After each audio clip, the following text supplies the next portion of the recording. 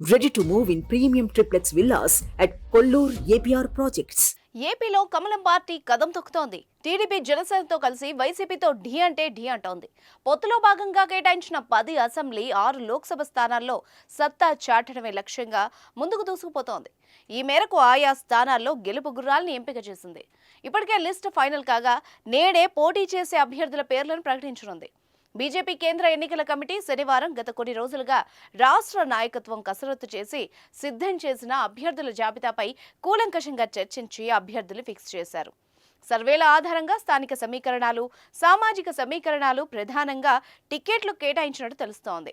Parliament అభ్యర్థులుగా రాజమండ్రి నుంచి పురంధరేశ్వరి, అనకాపల్లి నుంచి సీఎం రమేష్ పేర్లు దాదాపు ఖరారు చేయగా తిరుపతి బరిలో మాజీ ఐఏఎస్ వరప్రసాద్ లేదా రత్నప్రభలకు అవకాశం దక్కే అవకాశం ఉంది.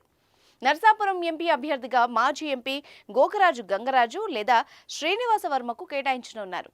బీజేపీకి విజయనగరం సీటు కేటాయించగా దానికి బదులు రాజంపేట స్థానాన్ని కోరుతుంది కమలం పార్టీ. అందుకే టీడీపీ కూడా ఇంకా విజయనగరం, రాజంపేట స్థానాలకు అభ్యర్థుల్ని ఖరారు చేయలేదు. నేడు బీజేపీ ప్రకటించే 5వ జాబితాలో ఏపీ నుంచి 6 లోక్సభ అభ్యర్థుల పేర్లుండే అవకాశం ఉంది. రాజంపేటలో బీజేపీ తరపున మాజీ సీఎం కిరణ్ కుమార్ రెడ్డి పోటీ చేయనున్నట్టు సమాచారం.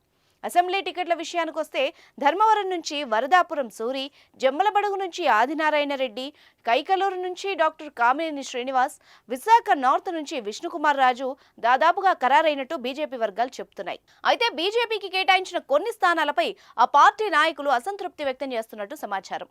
6 లోక్సభ స్థానాల్లో విజయనగరం తప్ప మిగతా స్థానాల్లో పెద్దగా సమస్య రాకపోయినప్పటికీ అసెంబ్లీ స్థానాల్లోనే బీజేపీ క్యాడర్ నుంచి తీవ్ర వ్యతిరేకత వ్యక్తం అవుతోంది. పాడేరు, అనపర్తి, ఆదోని వంటి నియోజకవర్గాలను బీజేపీకి కేటాయించడంపై పార్టీ నాయకుల నుంచి తీవ్ర అభ్యంతరాలు వ్యక్తం అవుతున్నాయి.